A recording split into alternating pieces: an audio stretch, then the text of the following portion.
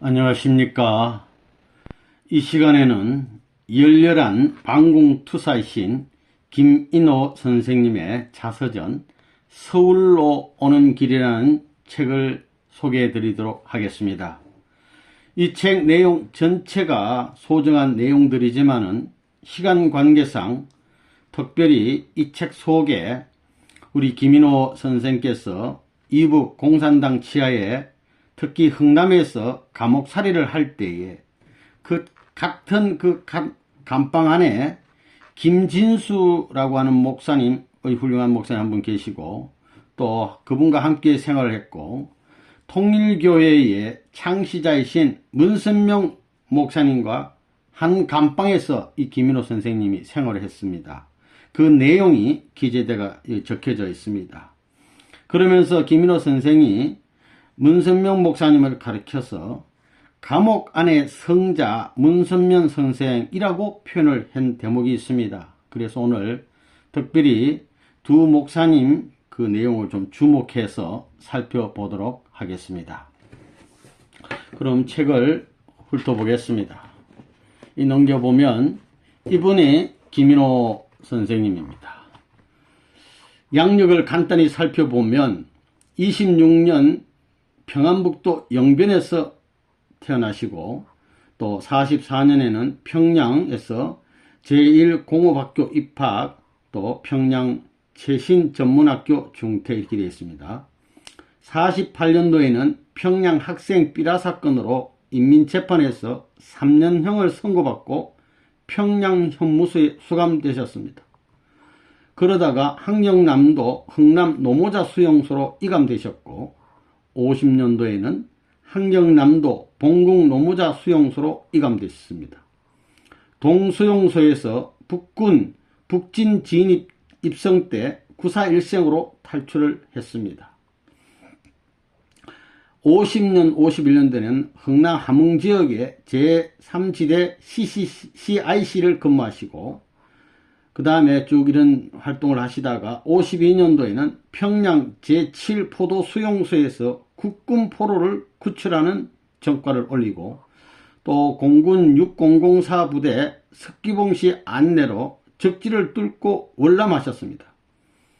52년도에는 공군 이글부대 공작과장에 피임되셨고, 공군 특수명령 SR에 의하여 평양에 재침투해서 특수공작으로 국군포로 3명과 인민군 4명 외 20여 명과 함께 귀대하는 전과를 올렸습니다. 이런 훌륭한 전과를 올리니까 북계가 굉장히 화가 난 모양입니다. 조선인민최고재판소에서 걸석재판으로 김인호 선생에게 사형 선고를 내렸어요. 53년도에는 서해지역 제3지대장을 역임하시고, 54년도에는 공군 6006 부대에서 제대하셨습니다. 82년 민족통일 용산구 협의회 부회장을 역임하시고, 대한독립운동 총사 편집위원도 역임하셨습니다. 서울로 오는 길 이렇게 되어 있습니다. 그 다음에 쭉 넘어가서 목차를 보면 1장, 2장, 3장, 4장, 5장 이렇게 쭉 되어 있습니다. 특히 오늘은 1장 가운데 중간에 흥남비료공장, 또 감시밀정, 이 감옥에서도 밀정이 있습니다. 감옥 안의 성자 문선명 선생, 요 세 대목에 집중해서 읽어보도록 하겠습니다.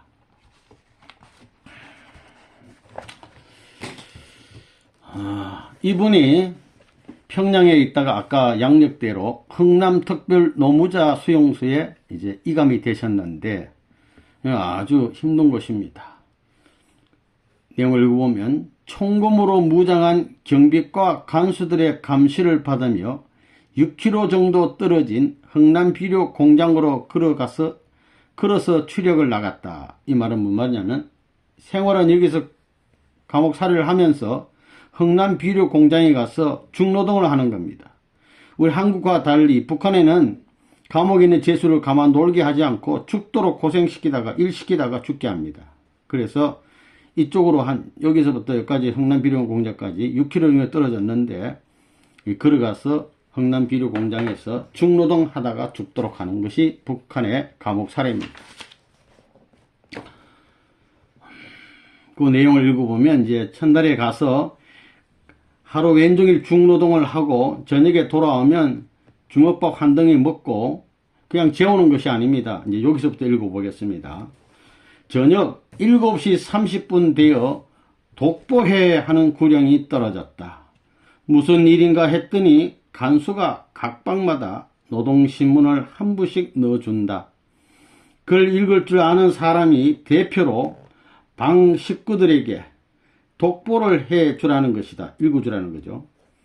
노동신문의 사설란을 다 경청하고 나니 곧이어 토론회를 하란다. 뭘 토론하라는 건가 하고 멍청이들 있으려니 오늘의 작업에 대한 비판, 감옥에 들어오게 된 죄과에 대한 비판, 자비판이 그것이다. 졸렸고 피곤하고 배고픈 것을 참고 견디고 나니 9시 사이렌이 울린다. 점검하는 구령과 함께 간수들이 기둥 같은 통나무를 들고 다니며 벽이고 바닥 등을 쿵쿵 울려보는 것이다. 혹시 땅굴이나 벽을 파내지 않았나 하는 점검이다.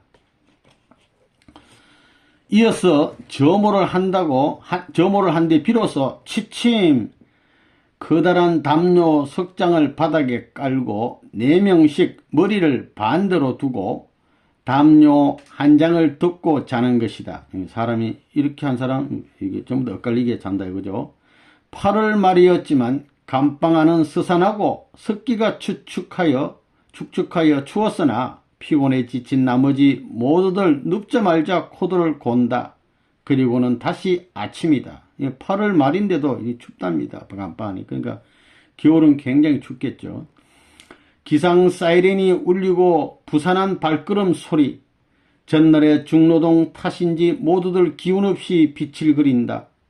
아침밥은 더욱 알량해 보이고 그나마 살겠다고 먹어야 하는 신세가 눈물나게 처량해서 한동안 밥덩이를 바라보지만 하는 수 없이 먹는다. 딸려나온 시래기국을 한 모금 마시니 바닷물로 끓였는지 소태 같았다. 국물 먹는 걸 포기하고 건더기나 건져 먹을 요량으로 숟가락질을 하니 국 담은 식기의 바닥에 뭔가 긁혔다. 국그릇을 들고 살펴보니 국그릇 밑에는 돌멩이들이 쭉 깔아앉아 있었다. 참, 이것이 사람을 먹으라고 주는 음식이란 말인가? 젓가락으로 시래기를 건져보니 썩은 이파리에 검불 같은 것들이 그대로 붙어 있다. 차라리 국 대신 먹을 물을 한 그릇씩 더 주었으면 하는 마음이 간절했다. 집 앞 마당으로 주르르 나가는 수인들의 발걸음이 전날에 비해서 훨씬 힘이 없어 보이는 것은 내 자신의 마음 탓이련가? 몸이 아픈 환자는 열 앞으로 나서라는 소장의 지시에 그의 반수 이상이 열 앞으로 나간다. 그러자 교독과 간수들은 커다란 몽둥이를 질질 끌고 다니며 정세를 물었다. 전 워낙 허리가 아파서 일을 못합니다. 늙으수리한 노인이 대답하자 동무들 아이 되겠었매 하며 사정도 없이 몽둥이로 노인의 허리깨를 갈긴다. 노인이 쿵 하면 나 자빠지자 동무들 이 정도는 돼야 환자 자격이 있다. 환자 동물에 있으면 나 보기요. 환자를 자칭했던 수인들은 이미 열 속으로 설금설금 숨어들었다. 열을 지어서 비료 공장까지 걸어가는 동안 벌써 뱃속에선 꼬르륵거리며 창자가 비었다고 아우성을 친다. 흥남 비료 공장에는 일반 노무자들도 작업을 하는데 이들은 8시에 출근하여 오후 6시면 퇴근을 했다. 이들은 작업량의 구애도 별로 받지 않았고 작업 도중 담배와 잡담도 자유로웠다. 특히 점심시간에 집에서 싸가지고 온 도시락을 먹는 모습은 저절로 군침이 돌게 했고 한없이 부럽게만 생각되었다. 공장에 도착하니 하루에 자금량을 할당해 주었는데 실로 엄청난 양이다. 1조 10명이 비료 1300가마니를 묶어내야만 한다는 것이며, 작업시간 내에 자금량이 미달될 때는 완수할 때까지 작업을 시킨과 동시에 저녁을 굶긴다는 것이다. 일반 노동자들은 정해진 임금을 받으며 10명이 700가마니만 묶어내면 되는데, 흙이 지고 병약한 제수들에게 2배에 달하는 자금량을 할당했다. 이날부터 못 견디고 죽으려면 죽으라는 식의 비참한 강제노동은 시작되었고 끝이 없이 이어졌다. 짐승도 배불리 먹어야 주인을 위해 일하거늘 아무리 죄인이라 하여도 단 한 끼 배불리 먹어본 적도 없이 이런 노동을 시키는 저들의 배짱은 죽으려면 죽고 사는 날까지 죽도록 일이나 하다 죽으라 이것이었다. 작업 내용을 보면 2명이 꽃갱이로 딱딱하게 굳은 비료 더미를 파내고 2명이 가마니를 벌리고 2삽씩 4삽을 퍼넣고 안전뱅이 저울로 끌고 가 40kg임을 확인하고 4-5m 전방으로 끌어다 놓는다. 그러면 기다리던 다른 2명이 가마니를 새끼줄로 홀쳐서 묶어내고 또 다른 2명이 묶어낸 비료 가마니를 등에 지고 운반용 밀차 일명 도로꼬에 쌓고 2명은 도로꼬를 밀어서 비료 가마니를 창고로 가지고 가 쌓는 작업을 한다. 그러면 도합 10명의 인원이 되어 한 조가 작업을 하는 것으로 점심시간 30분을 제외하고는 쉴 새 없이 움직여서 비료 1300가마니를 만들어내는 것이다. 1시간마다 10분씩의 휴식시간이 있기는 해도 휴식을 취할 수 없는 것은 쉬지 않고 일을 해도 연장 작업을 해야 목표량을 겨우 달성할 수 있기 때문이었다. 그러니 매일 9시간 내지 10시간을 쉬지 않고 작업을 해야만 했다. 감옥에선 셈을 해볼 시간이 없어 몰랐으나 후일 계산을 해보니 평균 1분에 2가마니를 생산한 셈이었다. 점심시간 30분은 나름대로 쉴 수도 없다. 한 입이면 그만일 소금 뿌린 사각의 틀밥과 단무지 한쪽을 아껴서 씻고 또 씹어도 단 3분, 나머지 25분간 쉬려고 하면 집합을 시킨다. 오락키를 하면서 후반의 작업에 능률을 올리라는 것이다. 굶주리고 지친 제수들이 무슨 신명날 일이 있다고 노래하고 춤추는 오락키를 한단 말인가. 반강제다시피 노래를 부르면 금세 배가 고파오고 웃고 즐기는 것은 간수들이다. 꾸벅꾸벅 졸고 있으려면 손뼉치고 좋다고 웃던 간수가 언제 알았는지 뒤로 돌아와 냅다 등을 후려친다. 제수끼리 잡담도 못하게 하면서 줄인 창자를 움켜쥐고 저희들을 위한 광대 노름을 해달라는 얘기였다. 오락기가 끝나고 나면 배가 도로 고프다. 1300가마니를 생산해낼 때까지 작업을 해야 하는 깜깜한 절망만이 남아 있었다.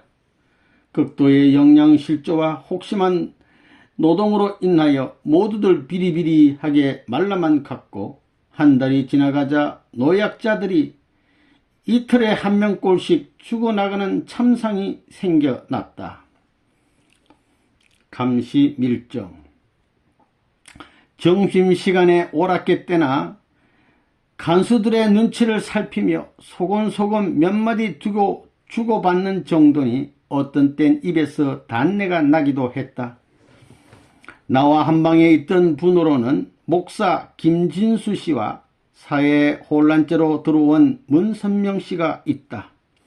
이 두 사람은 각자 독실한 신앙세계를 가지고 있었으며 범인으로는 하기 힘든 절도 있는 생활과 모범적인 인간상을 보여주었다. 당시 나이가 어렸던 내가 감방 안의 난장판 속에서 흔들리지 않고 이겨낼 수 있었던 것은 이런 분들의 모범과 계도가 있었던 까닭이란 생각이 든다. 김진수 목사는 평북의 선천 출신으로 숭실 전문학교를 졸업한 뒤 성직에 몸을 바친 이래 오늘날까지이며 일제 때부터 독립운동을 하여 감옥을 드나들었으며 오늘날은 공산당을 반대하다 감옥살이를 하는 분이다.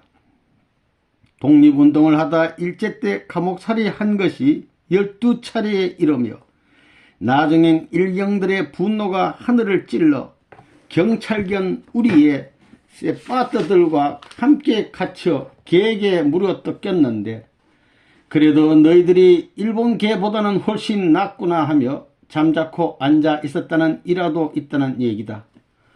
시대가 바뀌어 공산당이 집권했을 당시 김 목사는 조선기독교협의회 회장을 지내던 중 집회 시에 신자들에게 불온한 반공사상을 주입시켰다는 죄로 수감되어 또다시 13번째 감옥살이를 하고 있는 중이었다. 김 목사는 전혀 자신에 대하여 한 적이 없으나 감방 안에서는 이미 다 알고 있었다. 내가 처음 김 목사의 이야기를 들었을 때의 그 감동은 절망 속에서 나를 끌어낼 수 있다는 자신감을 갖게 해 주었다. 흥남 감옥의 수용 소장이 숭실 전문 출신이었는데 그는 남모르게 김 목사에게 깍듯한 대우를 해 주었다. 너무나 긴 옥고를 치르고 있는 김 목사의 처지를 딱하게 여긴 그는 1년에 서너 차례 김 목사를 따로이 불러 담소를 하며 가다밥을 연화문 등이씩 김 목사에게 싸주곤 했다.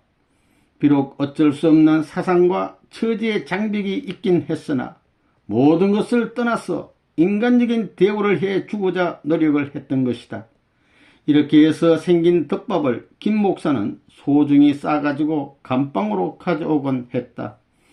그리고 가져온 덮밥 보따리를 끌러 감사기도를 한 다음 앉은 자리에서 똑같이 분배를 하여 제수들에게 나누어 주었다. 얻어먹으면서 미안하고 죄송하여 조금 드시라고 거날라 치면 손을 내저으며 드시지 않는다. 보통의 생활 환경에서라면 흔히 있을 수 있는 일이라 할 수 있으나 죽은 사람 입안에 있는 밥알도 긁어먹던 참혹한 환경이었음을 생각하면 가히 보통 우리네와는 다른 부류였음을 알 수 있다. 김진수 씨의 성스럽기까지 한 일거수일투족을 보느라면 평양교화소에서 돌아가신 김하식 목사의 생각이 나곤 했다. 두 사람 모두 성인에 가까운 사람들이었으며 똑같이 기독교 신앙생활을 하는 목회자였다. 철없던 나는 이때부터 목회자들은 모두 그러한 성인인 줄만 알기도 했으나 그렇지만도 않다는 것을 멀지 않아 알게 되었다. 한때 흥남 전역에 말라리아가 성행했던 적이 있었다. 워낙 흥남 지역은 공장 폐수와 심한 대기 오염으로 늘 안개같은 매연층이 생겨 있어서 각종 전염병 및 유행병이 창궐했다. 그 중에서도 심하게 말라리아가 기승을 떨었던 때여서 특히 감옥의 죄수들은 절반 이상이 감염되기도 했다. 이때 나도 열병에 걸려 병사로 전방을 하게 되었다. 방을 옮겼다. 많은 죄수들이 고열에 시달리다 죽어가자 수용소에서는 말라리아에 직효라는 키니네를 차입할 수 있도록 허가를 해 주었다. 연고자들로부터 키니네를 차입받은 사람들은 조금 견뎌내기가 수월했으나 그렇지 못한 대다수의 사람들은 그저 자연히 열이 내려주기만을 고대할 뿐 달리 방도가 없었다. 나는 모친의 키니네 차입으로 조금씩 차도가 있었으므로 여분을 조금 남겨두고 고열에 들떠 안타까워하는 죄수들에게 키니네를 소량씩이나마 나누어 주었다. 이때 내 행동을 보고 콧방귀를 끼던 위인이 계셨는데 이 사람이 알고 보니 W 목사라는 것이다. 피 같은 키니네를 왜 남들에게 나누어 주느냐고 나의 어리석음을 비웃었는데 목사라는 사람치고 이상한 사람이라는 생각이 들었다. 주변 사람들의 말로는 사회에서 제법 존경을 받던 목사라는데 감옥에서 하는 행동을 보면 전혀 그렇지 못한 위인이라는 것이다. 귀마식 김진수 목사의 영향을 지대하게 받고 있던 나는 목사라면 전부가 성인에 가까운 줄 알고 있던 터이라 W 목사의 행동을 납득하기 어려웠다. 그러나 곧 목사도 사람 나름이라는 것을 알게 되었다. 이 W 목사는 자신의 사위와 함께 재판을 받고 같은 사회 혼란죄로 복역하고 있었는데 며칠 후 내가 퇴원하려 할 무렵 아픈 사람이 있는 곳에서 이제 나온다 그러죠. 퇴원할 무렵 W 목사의 사위마저 말라리아에 감염이 되어 병사로 들어왔다. 사위가 장인인 W 목사에게 아픈 몸인데도 불구하고 반갑게 문안을 올렸으나 장인은 이렇다 저렇다 말도 없이 헛기침만 2번 쿵쿵거리곤 돌아앉는다. 식사 시간에도 돌아앉은 채 차에 패온 미숫가리를 혼자 밥에 발라서 먹으며 사위는 아예 본체도 하지 않았다. WC의 사위에겐 차이품이 전혀 없었는데 장인은 사위의 걱정이나 염려하는 빈말 한마디 없었다. 게다가 한밤중에 열이 오른 사위가 참다 못해 장인에게 고통을 호소하며 키니네를 조금 나누어 줄 것을 간청했으나 회복기에 있던 W 목사는 이런 제안에 거절을 하는 것이다. 아무리 메말을 들어 메말은 각박한 환경이라 하여도 남도 아닌 장인 사위 처지에 도저히 있을 수 없는 일이라 하여 모두 고개를 흔들며 W 목사를 나무 죽은 귀신이라 비웃게 되었다. 즉 목사를 나무 목과 죽을 사자로 비유하여 해석한 것이다. 후에 우연히 들어보니 이 W 목사는 이남에 살아나온 후 큰 교회를 운영하며 신자들로부터 존경을 받으며 명망을 떨치고 있다 한다. 글쎄 뭐라고 말하기 힘든 묘한 감정을 느끼기도 했다. 어쨌든 지나간 여담으로 써본 것이고 김준수 목사 생각을 하면 한 가지 더 인상적인 것이 있는데 다름 아닌 김 목사 부인의 행실이다. 젊어서부터 남편의 옥바라지를 해온 부인은 남편을 따라 흥남 등리로 방을 얻어 이사를 왔으며 한 달에 한 번씩 허용되는 면회 때마다 미숫가루 등을 넉넉히 넣어주며 아무런 근심도 없는 양 평온한 얼굴로 담수를 나누고 돌아가곤 했다. 그리고 매일 아침마다 수용소가 보이는 언덕에 나와 서서 추력을 나가는 남편의 모습을 지켜보며 하염없이 서 있었다. 김 목사의 평생에서 감옥 안의 생활이 담밖의 사회 생활보다 훨씬 길었으나 언제나 소리 없이 남편을 따라다니며 여전하게 옥바라지를 해온 것이다. 부엌에 낀 안개와 운모 속에 하루도 빠짐없이 언덕에 올라 언제까지도 남편을 내려다 보던 부인의 자태는 그대로 한 폭의 성화가 되어 지금까지도 나의 내리에 깊이 남겨져 있다.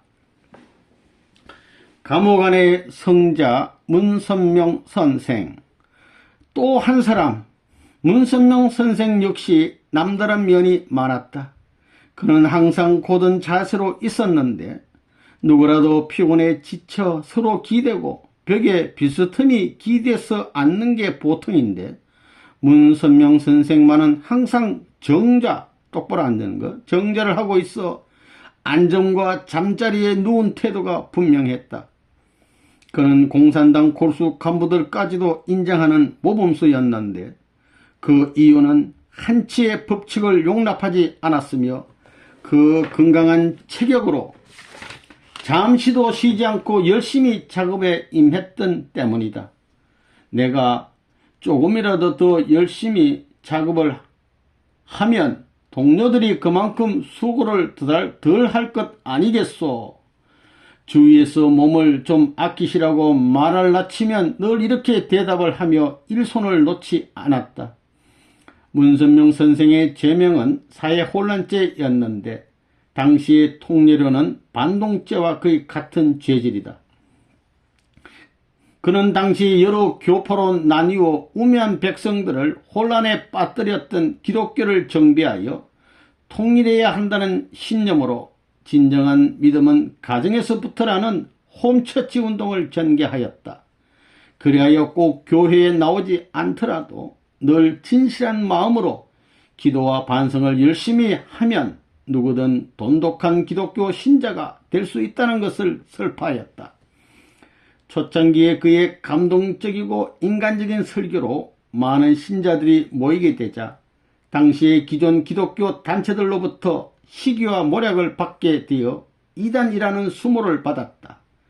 이런 기존 단체의 편견과 공산당의 종교 말살 정책이 야합되어 급기야는 집회 도중에 연행되어 사회 질서 혼란죄라는 명목으로 3년형의 징역을 언도받게 되었다. 그는 말도 없이 늘 조용한 낯빛으로 일곤 하였는데 일하는 것만큼은 누구도 그의 힘과 열성을 따르지 못했다. 한 가지 궁금한 것이 있었다. 그는 한 번도 목욕을 하지 않았던 것이다. 비료 공장에서 일하고 나면 공장 욕수에 몸을 씻게 하였는데 문선명 선생은 매일 그냥 지나쳤다. 하루 종일 눈꽃들 사이 없이 일하다 보면 비료가루와 땀과 먼지가 뒤범벅이 되어 끈적거려서 목욕을 안 하고는 견딜 수가 없기에 비록 깨끗이 않은 반폐수의 공장 용수에 남아 목욕을 하였다. 후에 이 궁금함을 풀었는데 하루는 용변 생각이 나서 평소보다 2시간가량 일찍 일어났다. 아직 날이 밝질 않아 감방하는 암흑이었다. 어둠에 눈을 익힐 양으로 가만히 앉아 있으려니 한쪽 구석에 어둠을 쓰고 앉아있는 문 선생의 모습이 보였다. 김군인가 일찍 깨었구려. 기도를 했는지 감고 있던 눈을 뜨며 말을 건네왔다. 매일 이렇게 일찍 일어나시나 보군요. 고단하시지 않으세요? 괜찮소. 일찍 일어나는 게 몸에 배서 더 자려면 온몸이 건질거려요. 용변을 마치고 돌아오니 문 선생은 우통을 벗고 수군에 물을 묻혀서 냉수욕을 한다. 문 선생님 춥지 않습니까? 감기라도. 공장에서 목욕도 안 하는데 이렇게라도 닦아내야 견뎌내지요. 알고 보니 그는 공장의 반폐수의 물엔 아예 목욕을 않고 먹는 물을 아껴서 수군에 묻혀 두었다가 새벽마다 온몸을 씻어내는 것이었다. 일어나서 기도를 마치신 후 냉수욕을 하고 또다시 기도를 한 후 식사를 하고 작업을 나가니 그의 강인한 체력과 정신력은 대단한 것이 아닐 수 없었다. 죽음에 가까운 환경에서 자신의 체력 관리를 꾸준히 함도 예사로운 일이 아니지만 자신의 종교의식을 지켜가기 위해 금쪽과도 같은 수면 시간을 2시간씩 매일 할애를 한다는 것이 신기하기까지 했다. 한 가지 신기한 일이 있었는데 이 소문은 수용소 안에 널리 퍼져 모르니가 없었다. 소문에 의하면 문선명 선생에게는 신통술이 있다는 것이다. 공산당 골수분자인 간수들은 반동범이나 사회질서 혼란범들에게 이유 없이 가혹하게 굴었는데 유독 문선명 선생에게만은 그렇지 않았다. 워낙 작업에 열심히 일하고 범칙을 전혀 않기 때문일 거라고 생각하고 말았는데 또 다른 이유가 있다는 소문이었다. 문선명 선생에겐 신통술이 있어서 간수들이 감히 학대를 못한다는 것이다. 어떤 간수가 이유 없이 문선명 선생에게 학대를 하면 그날 밤 간수의 꿈에 산신령 같은 노인이 나타나 간수에게 타이른다는 것이다. 그리고 나서도 또다시 문선명 선생을 괴롭히면 다시 꿈에 노인이 나타나 간수에게 처벌을 준다는 것이다. 그리하여 어떤 악질 간수라도 문선명 선생을 괴롭히지 못한다는 것인데 더욱 신기한 것은 이 사실을 문선명 선생 자신이 미리 알고 전날 자신을 괴롭힌 간수에게 간밤의 꿈 이야기를 자신이 꾼 것처럼 소상히 물어보고 확인을 한다는 것이다. 진짜 신통한 일이었으나 문선명 선생은 이렇다 저렇다 소문에 관해서 언급을 하지 않았다. 어쨌든 처음 이곳에 와서 문선명 선생을 괴롭히던 간수들도 며칠 후엔 태도가 돌변하는 것으로 보아서 전혀 사실무근한 소문이라고만 할 수 없는 것 같아 적어보았다. 나는 예나 지금이나 기독교도 통일교도도 아니기에 서스럼없이 얘기할 수 있는데 흥남 감옥에서의 선구적이고 변함없는 은행과 인격은 두고두고 잊기 어려웠다. 참 한 가지 문 선생과의 재미있는 추억이 있다. 당시 수용소에서는 먹을 것이 턱없이 부족해서 차입된 음식을 옆 동료에게 나누어 준다는 것은 상당히 어려운 상황이었다. 그런데도 문 선생은 자기가 먹어야 할 식사를 나누어서 흙에져 못 참아하는 옆에 동료들에게 나누어 주곤 하는 것이었다. 여기까지 읽도록 하겠습니다. 대단히 감사합니다.